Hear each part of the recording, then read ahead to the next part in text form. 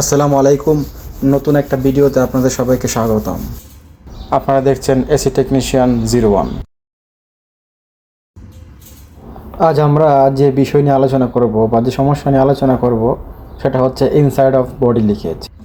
এই রেফ্রিজারেটরের যে সমস্যা সেটা হচ্ছে inside of discharge pipe leakage. এই লিকেজ কেন হয়, কী জন্য হয় বা এর সমাধান কি, সম্পূর্ণ জানতে অবশ্যই ভিডিওটা প্রথম থেকে শেষ পর্যন্ত দেখার অনুরোধ রইল। যারা আমাদের চ্যানেলে নতুন এসেছেন অবশ্যই চ্যানেলটা সাবস্ক্রাইব করে রাখবেন।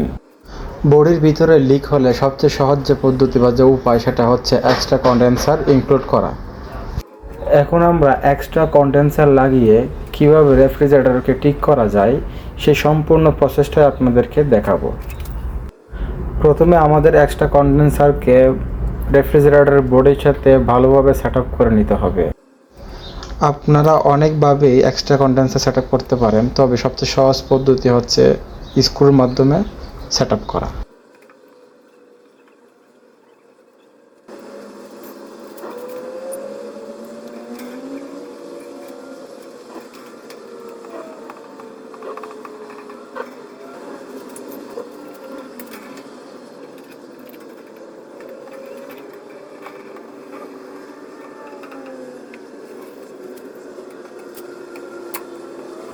আমাদের এক্সট্রা কন্ডেন্সার সেট আপ করা হয়ে গেছে। এখন নিচে যে কম্প্রেসরের সাথে যে চেম্বার আছে বা কন্ডেন্সার আছে সেটা আপনারা চাইলে রাখতেও পারেন বা নাও রাখতে পারেন।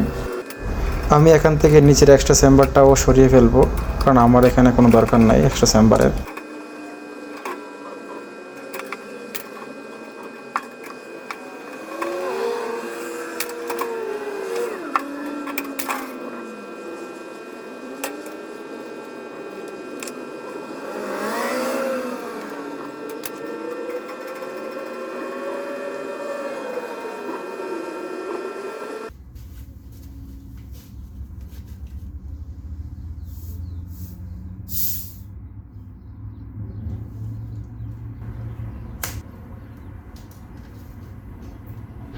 এখন আমরা ওয়েল্ডিংয়ের মাধ্যমে কম্প্রেসারের যে পাইপগুলো আছে, সেকশন ডিসচার্জ এবং চার্জিং যে পয়েন্টগুলো আছে ওই পাইপগুলো আমরা খুলে ফেলবো।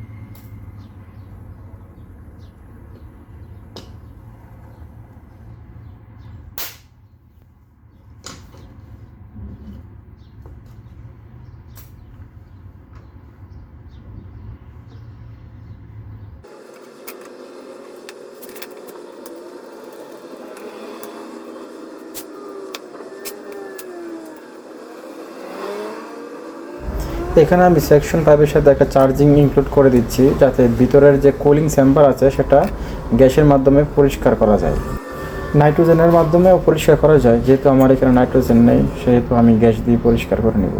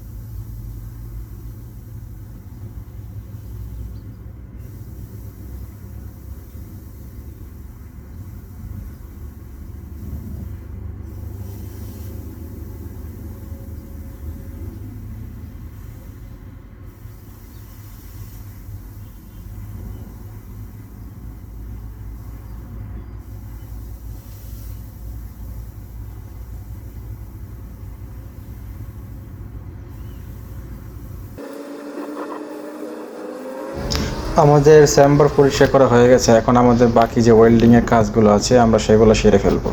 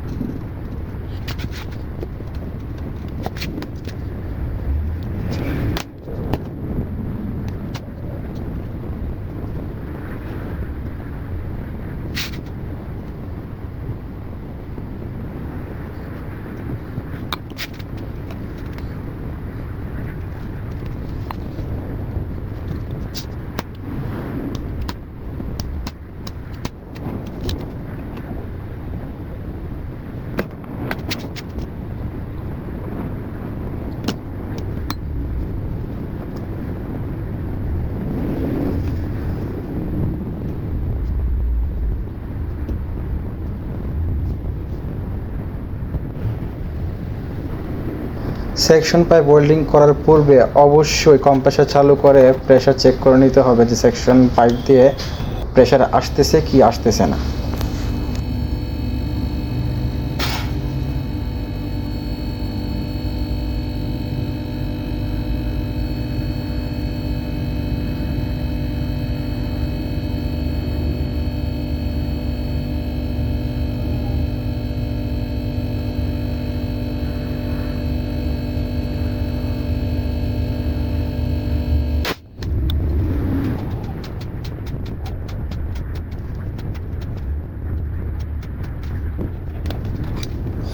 দেখতেই পাচ্ছেন কম্প্রেসার সেকশন পাইপের প্রেসার একদম ঠিকঠাক আসতেছে।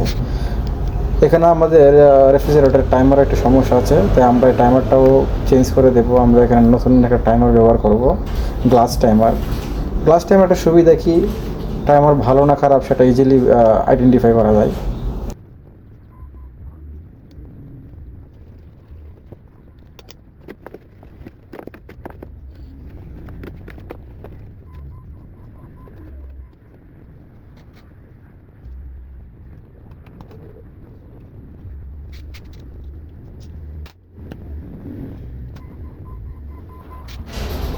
এখন আমরা কম্প্রেসারের সেকশন পাইপটা ওয়েল্ডিং করে নেব, তারপর আমরা কম্প্রেসারের মধ্যে প্রেসার প্রয়োগ করব। অবশ্য আমরা কাজ করার সময় আমরা ওইভাবে ওয়েল্ডিং করি যাতে আমাদের পরবর্তীতে প্রেসার দেওয়ার প্রয়োজন পড়ে না। তবু একটা আদর্শ কাজের মধ্যে সেটাই অন্তর্ভুক্ত, আপনাকে অবশ্যই প্রেসার দিয়ে লিকগুলো চেক করে নিতে হবে।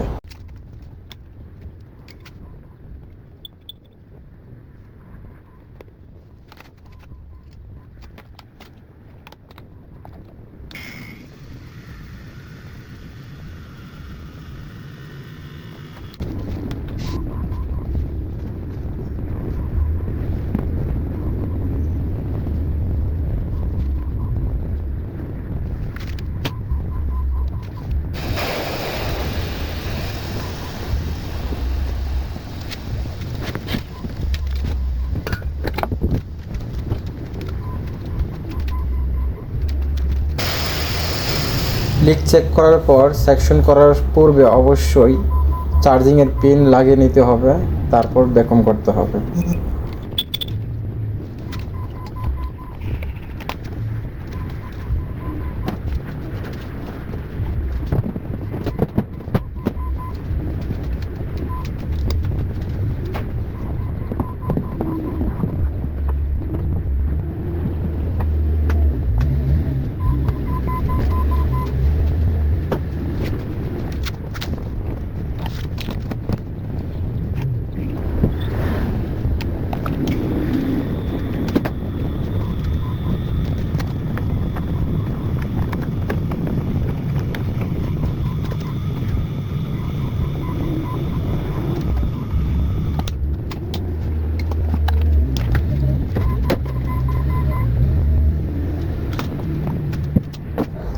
আমাদের ভ্যাকুয়াম করা কমপ্লিট হয়ে গেছে। এখন আমরা রেফ্রিজারেটরের মধ্যে গ্যাস ইনজেক্ট করব। অবশ্যই রেফ্রিজারেটরের মধ্যে গ্যাসটা ঢালার সময় অল্প অল্প করে ঢালতে হবে।